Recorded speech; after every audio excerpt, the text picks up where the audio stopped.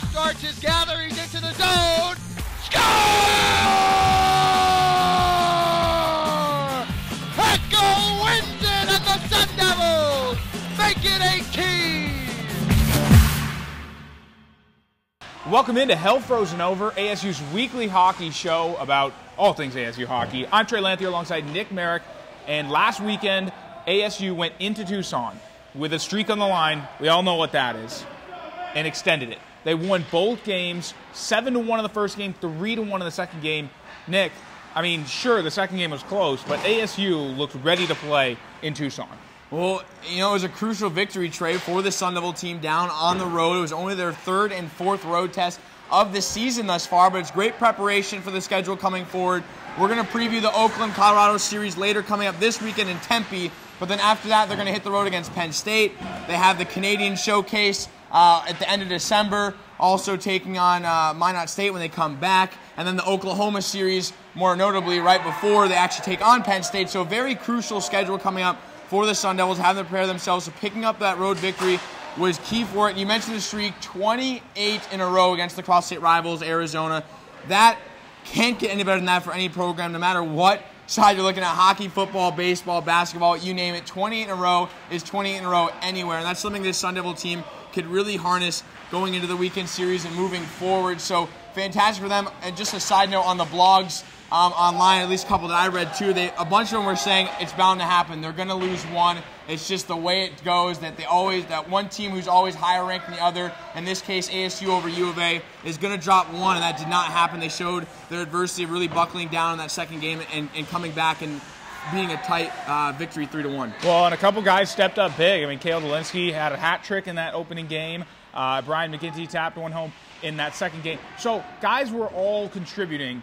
Fez Khan, who we're going to interview later on in the show, also put up a game winner, which was huge for his first time down in Tucson. And what exactly do you feel about the Sun Devil team? I mean, you see such great goaltending. Joe Delia had 20 of 21 shots saved in the first game, 44 of 45 in that second game. Those numbers are awesome. I mean, you cannot deny that. They're playing well offensively. They're playing well defensively. Goaltending is excellent. Where does this team falter? Well, just to mention off the goaltending thing, I think Joe Delia needs to pay a couple extra bucks to the stat guy. I'm not sure there were officially 45 shots on net. We had in our count a little more in around the 30 mark, so maybe just a little confusion there on both of our ends, but either way, he was gigantic in net, and he proved that. But in terms of the makeup of this team, I think Coach Powers said it best a couple of weeks ago when we talked with him and sat down, when he really said when teams come in here, they are not going to have one line. They say, we have to focus on this line. Because guess what? If you focus on that top line of Heckel, Collins, and McGinty, you're going to have the Constern and Jansen line waiting right in the wing. Two lines down also. I mean, this 4 lines of ASU, very strong. This is by far the most talented team ASU's had. Coach Powers realized that the team has the respect for him, the respect for the leaders. The makeup between the youth and the veterans is fantastic. I'm not saying this team is going to go undefeated to this entire season, because that would be ungodly, but the fact that they're 14-0 proves a lot. That's exactly where they should be, and this is a team that's very much national contender. This is a program that's been national contender year after year, at least for the past 3 years that Coach Powers has been here, but this year more than the rest, the Sun Devils are really shining. And for those of you that have been living under a rock for the past week, ASU is ranked #1 for the first time in history, in the program's history. So that also has to be taken into account. This is the #1 team in the country, regarded by pretty much the entire ACHA as the #1 team in the country. This weekend they'll take on Oakland. We're going to talk about that later.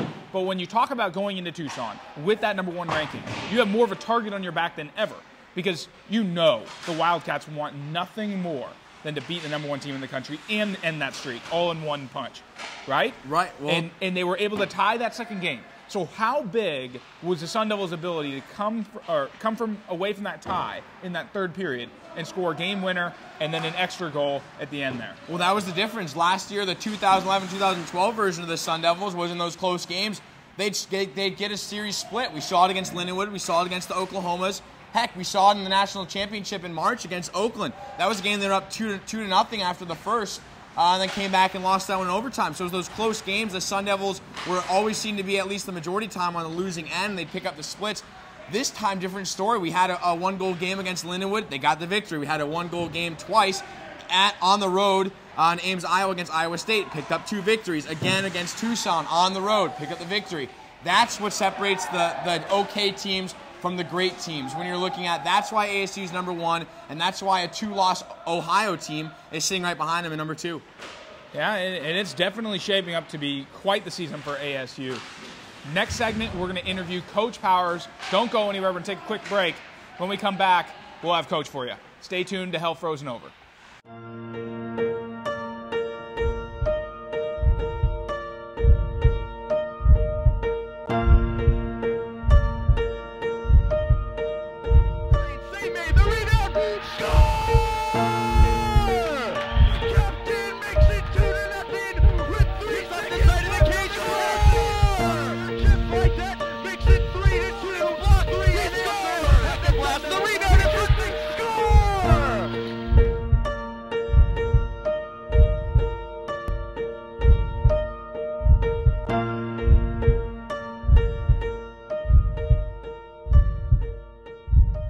Welcome back to Hell Frozen Over. Trey Lanthier with Nick Marek, joined by Coach Greg Powers.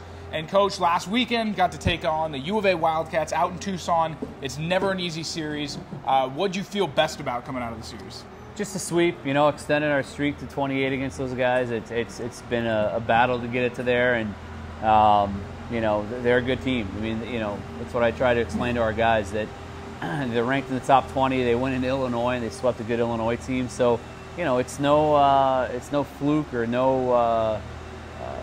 it's a big deal. Every time we play U of A, it's a big deal, and we want to win every game, and right now we are. So we'll just keep on keeping on that way. Well, Coach, the fan know, obviously on Friday night, you guys came up very strong, beating the Wildcats 7-1. Saturday, a little different story, so let's just jump right into that. I got to grill you some questions. How do you feel? Let's focus on goaltending first. Joe Delia obviously has to get the praise. I believe he stopped 44 of 45 officially on that game. So can you comment on what the junior netminder really did for ASU in that weekend series? Well, I think that's the big, huge bright spot coming from that game, from an overall game standpoint, was his play. We came out and on Friday and played unbelievably well. On Saturday, unbelievably well in the first period, had 25 shots, and just didn't put them away. And then they came out in the second and completely outplayed us, and Joe held us in the game and made some big saves in the third. And again, what we like about Joe, and what I've said about Joe all along, is that he makes those those hard saves look routine. He's when he's on top of his game, he's on top of his crease, and everything just looks routine and smooth, and that's what good goalies do. They make it all look easy, and he made it look easy on Saturday and really won that game for us. How about the other hand on the defensive side, in front of Joe? A little bit of struggles in that second game. First game played fantastic. I'm not sure if it was the absence of Jordan Young that really caused that. Maybe you can comment on that. But also, just seemed like U of A had more passion going in that second game. They had more back doors open, where Joe had to really work pretty quick between the pipes. It's just a game. It's just how hockey goes. They came out in the second, got a quick one. Obviously, we didn't have Jordy, and anytime you don't have Jordy, it's going to hurt you. It would anybody in our league. He's that good. But I don't think that was why the game was close. And obviously, no offense to him, but it was just one of those hockey games. They hung around, and then they popped a quick one in the second, and they made a game out of it. And hats off to them. They played a good hockey game, and you could argue definitely that they outplayed us in the second period, and the third period was pretty even. And we got a couple late ones and found a way to win. And again, we're not going to win every game by 5 to 8 goals. Right. We're going to have to learn to win close games too, and we've done that so far. So we'll take it and get out of Tucson. And Coach, again, came away with 2 wins on the road. How do you feel about your road playing versus your home team? The way this schedule's shaken out so far, we've only had 4 road games, and what a lot of people around the league don't understand and don't know, that when we go down to Tucson, it's by far the toughest environment to play in the ACHA. And now out of we've won the last 14 games down in Tucson. So, we're very good on the road. And if you can win down there and not let that crowd rattle you and not let the environment get to your discipline, which we didn't allow to happen this weekend, then that's a good sign. That's what I'm really most happy about coming off the weekend. With our discipline was fantastic. You could argue we didn't take any really stupid penalties. You're going to take some penalties here and there, but I think we had 6 penalties on the weekend, and we're really happy about that. Now, obviously, we're going to have Fez Khan in the next segment, so hopefully he'll be waiting in the wing coming out of the locker room. But really quick, we have to ask you, what was it like to have one of the recruits that you brought in this year, a sophomore transfer, being able to step in that big in that big-time spot on the road in Tucson, never going down there before and getting the game-winning goal? Well, Fez has actually been down there before. His brothers played at ASU, so he spent some time when he was a younger kid watching them play. So he knows what that's all about. His brothers are two very dedicated, loyal, longtime great Sun Devils, and they support us very well, and they have before Fez got here, and they're a big reason why he's here. So he knew what he was getting into. But, I was really happy for him. He's worked extremely hard in practice and in the games, and the guys, I don't think all year exploded on the bench like they did when he popped that for us, because it was that big of a goal. And, there couldn't have been a better guy to get it for us. So we're really happy for him, and I think we'll see him take off like a rocket ship here, hopefully here after he popped that. And I should apologize to the viewers because we have a lot to talk about. Obviously, the win against Tucson, but then even this weekend, more important than the results of last week, is number 7 Oakland comes into town. This is the game that you probably circle on your calendars since back when the schedule was released day 1. So what exactly does this mean on the line, knowing that this team knocked out the Sun Devils in the first round of Nationals last year, and now all of a sudden in front of the home crowd, here's the chance for redemption? Well, it's big. I'm not going to sugarcoat anything. We feel like we owe them one. They ruined our summer. They're a great hockey program. They're incredibly well coached. They have a lot of respect for what they do and how they run things. They do it the right way at Oakland. So all that's there. It's not about lack of respect, because we have a tremendous amount of respect for them. But tomorrow night, hopefully they came in ready to play.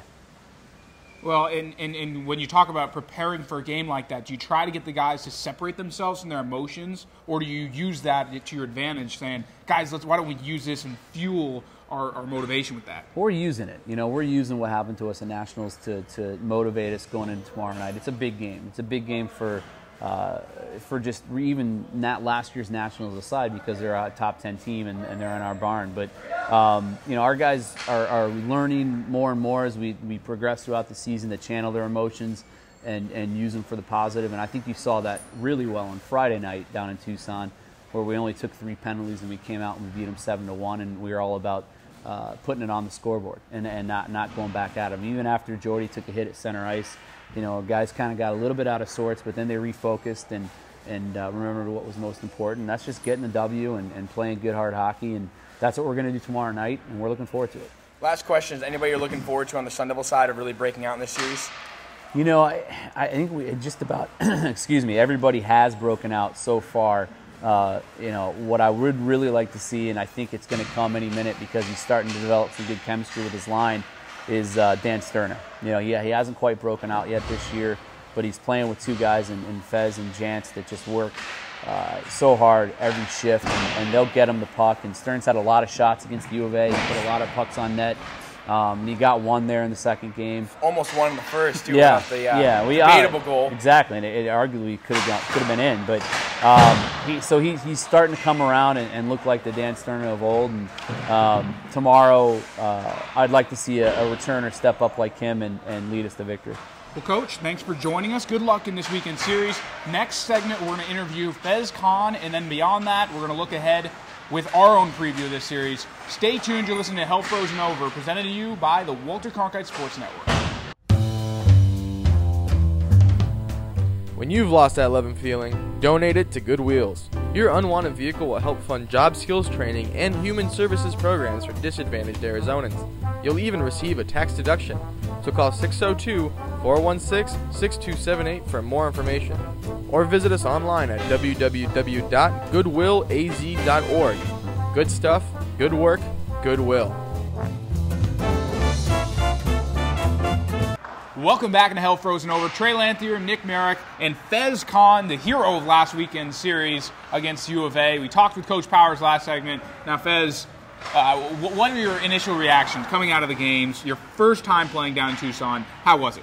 It was a blast, actually. I mean, just the fans over there, getting on your back and stuff. It's kind of like, it's motivating to me, and also frustrating at the same time, especially when you're not doing what you need to do. But it's a blast, I think, and it was a great time. And Coach, just a segment before, mentioned the legacy. Obviously, your brothers being here for X many years, wearing the Sun Devil sweaters. So what does it mean now for you to take on that role and kind of have to represent your brothers, your family? They're kind of looking up to you, be like, come on, little bro, don't mess up here. So how do you feel you've been able to handle that? Good. I think I've handled it well. I mean, my brothers love watching me play. They're excited that I'm a Sun Devil, and just hope to fulfill their shoes and do well. What did they do when they saw for your first collegiate career you actually went NCAA D3? Were they kind of harping you the whole time? Did that at all play a role of you coming back to Tempe? Not really. They just want to see me do well, and it just didn't work out for me over there. And I always knew that I could come back here and have a great time. And from what they told me, it's a blast, and it has been so far. Well, I think the team's glad. Obviously, you did with the game winner. So, obviously, now looking ahead to this series coming up, what do you feel the team did best in Tucson that's going to prepare you guys here in Tempe? Because obviously now you weren't with the team last year, but I'm sure there's a lot of locker room chatter about that last year's loss. Yeah, this upcoming game's a big one. I know the guys from last year are really, really harping on how much this means to them, and hopefully we can go out there and just put them away quickly. And I think what we did in Tucson was just stay out of the box. I think that was a big thing. And as long as we're 5-on-5 or up on a power play, I think we have a good chance of winning the game. So you guys been working any extra drills in practice to try and really prepare yourselves for Oakland? Just running through forechecking and stuff like that, so we don't get beat and have odd man rushes and stuff like that. We've just been going over that, and it's been pretty well. So, any part of your game or with your line that you guys are looking to fix with Dave and Sterna? Just scoring more. We hit a lot of posts. Sterna's got a lot of shots. We just got to get that chemistry going and put it away. Playing center a year ago, then coming in here, they actually started you at the wing. So was it any weird having to learn the wing position, then go back to center? Actually, I was playing wing before. I moved to center. Yeah, they converted me to center. It's been an easy transition. I mean, the guys all talk to you and make sure you know where you are. And the D are really helping out with down low. There's a lot of communication on the ice, so it makes it really easy to transition to center. Well, Fez, thanks for joining us on the show. It was kind of quick, brief, but it was good. It was informative. And that's been our second segment, our interview, or third segment, rather. And in the next segment, we're going to preview this upcoming weekend series against Oakland and then Colorado on Friday. Stay tuned. You're listening to Hell Frozen Over, presented to you by the Walter Cronkite Sports Network. How do we rise to the challenges before us?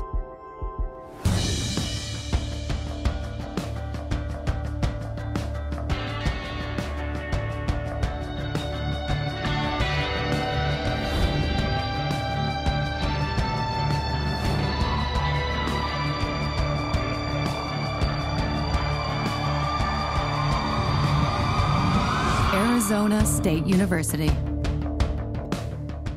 Welcome back into Hell Frozen Over. Trey Lanthier alongside Nick Marek.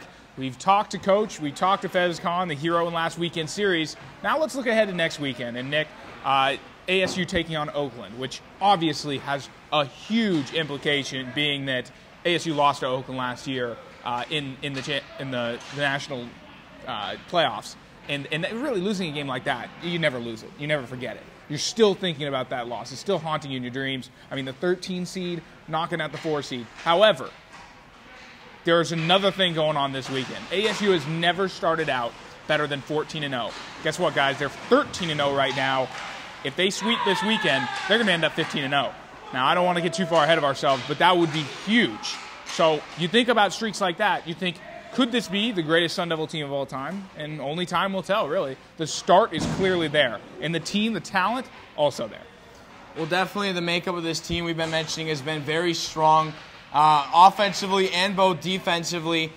But when you look at coming into the series against Oakland in particular, they are the 7th-ranked team in the ACHA, so they aren't a walk in the park. The Sun Devils obviously realized that, like you mentioned, Trey, from last year. But the big thing is Fez Khan even kind of highlighted to us and said, oh, yeah, the guys have certainly told us what's going to go down this weekend. We know how big of a game this is going to be against Oakland. We want to take down the Golden Grizzlies. And if that means 9-1, they're going to try to pound it as hard as they can. Coach Powers has done a fantastic job preparing his team week in and week out. This week, probably even more so. I wouldn't even be so surprised if you see some injuries in the practice just because of how hard they work. Obviously, trying to just use a joke there. They aren't really injured, but the fact that they're really buckling down this weekend, that's when they've circled in forever, and the bullseye's definitely on Oakland's back. Well, and Nick, something to think about in this Oakland series is going to be the penalties. And we forgot to mention in that first segment, but ASU only had 6 penalties all of last weekend against UofA, which has been a huge stride forward from where they were a couple weeks ago. And it's going to be a big deal because, as Fez Khan mentioned, when they've got a 5-on-5 or man-up advantage, they're probably the best team in the ACHA easily. But when you're playing a man down, you're just asking for a team to come and score on you, and Oakland's going to look to take advantage of that. And remember, this is going to be a riled-up game. These guys are going to want to be physical, but you can't be stupid physical. You got to get the right hits. You got to make the plays when they're necessary, not because you're frustrated with the loss. Well, it comes down to both being coaching sound and also being able to learn.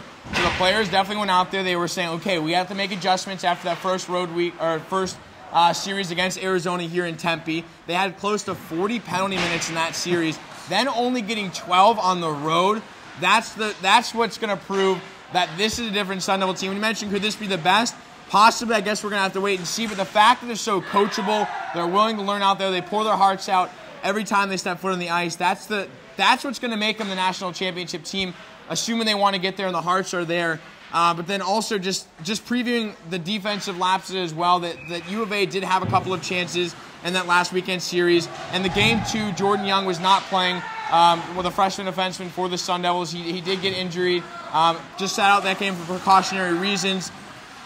According to Coach Powers, he's probably not going to come back this weekend. He has to fully recover, so he will most likely sit out against Oakland and Colorado. So we won't see Young on the ice back in Tempe until back in early December. So it's going to have a bit of a test to see how he can handle it. But good things for the Sun Devils this weekend.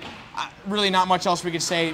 We know how prepared the Sun Devils are going to be. Oh, no doubt. And when we were talking to Coach, we were talking to VezCon, they're obviously ready in practice. You don't need any reason for them to be ready in practice. They know what's on the line here. They know what's at stake. And there's so much pride here that I have no doubt in my mind personally that the Sun Devils can show up to play. Heck, Con answered every question just like he was just ready for it. Like he was ready for every answer we were going to drill at him because that's how prepared they were. Yeah, and you could tell these guys are ready to go for the series. I mean, we watched them heading out of practice. They're pumped. They're ready to go. They want this win on Thursday night. And it's going to be probably one of the biggest games to date of the season, if not the, simply because of the fact they lost to this team. And that's always going to be on your mind. Well, it is the third Thursday game, I believe, 2 of the season the Sun Devils have had. Also the 8th game they've had against top 25 opponent this year. Obviously not towards the upper rank. This is one of the strong ones. Them and Lindenwood were the 2 best series in terms of rankings the Sun Devils team. But an 8:30 start on Thursday is certainly going to be entertaining for the crowd. Hopefully it'll be as big because I'm sure this thing has to get blown up and people need to come. They want their hockey fix. This is the weekend to go to. If you can't make Friday, doesn't matter. Be sure to come out on Thursday because it's going to be an unbelievable contest in Oceanside. And the thing is, if you can't make Thursday, that's what we're here for. You can go to Fast Hockey and check that game out right there. We'll be on the call. But anyway, that's going to do it for us. So definitely look forward to this weekend's game. It's going to be a lot of excitement between Oakland and Colorado. ASU trying for the best start in program history. For Nick Marek, I'm Trey Lanthier. You've been listening to Hell Frozen Over, presented to you by WCSN.